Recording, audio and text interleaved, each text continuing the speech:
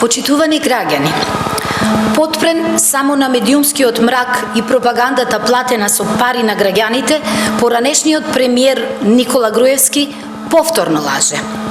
Виртуелните најави на Груевски дека Фондот за здравство од 2017 година ќе ги покрива трошоците за лазерска корекција на видот кај студентите не е само популизам, туку голема лага.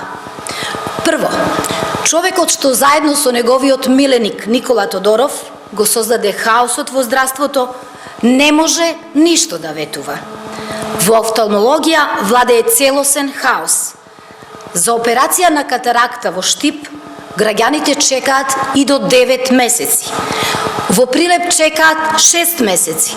Во Битола исто така 6 месеци, а во Струмица 400 граѓани се на листа за операција и не знаат кога ќе дојдат на ред.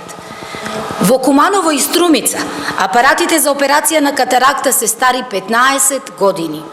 Се уште не профункционира ниту лазер апаратот за диабетична ретинопатија. Не се прават операции на заден сегмент, па граѓаните ги принудуваат да одат во приватно здравство.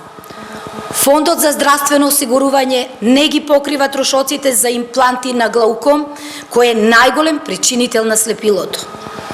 Со централниот тендер се обезбедени ефтини индиски лејки кои што според стручните лица не се доволно добри за пациентите.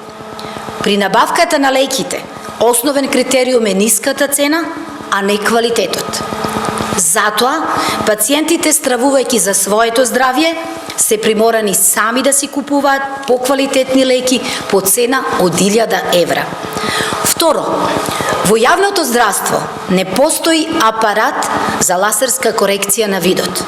Во државата вакви апарати има 4, ама во приватни болници. Покрај фалбите за континуирана набавка на опрема во јавното здравство, ваков апарат за лазерска корекција на видот кој чини 400.000 евра нема. Никола Груевски со последното лажно ветување направи обид да се избегне одговорноста за писмото од Фондот за здравствено осигурување. Со ова писмо се препорачува да не се даваат предлози за упатување во странство на пациенти со деформитети на рбетот, зашто ќе почне со работа спиналниот центар. Фрапирачкото писмо, чија жртва е малата Тамара, е огледало на сите расипнички политики на Никола Груевски. До ден денес спиналниот центар не работи. Се уште никој не ја понесе одговорноста за малата Тамара, чиј живот беше условен токму со ова писмо.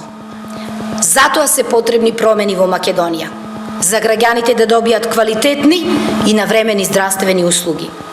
Социјалдемократскиот сојуз ќе ги промени состојбите во здравството, каде во центарот на вниманието ќе биде пациентот и неговото здравје и секој денар ќе биде потрошен за пациентите, а не во нечии џебови. Затоа што здрава популација значи и здраво општество. Благодарам.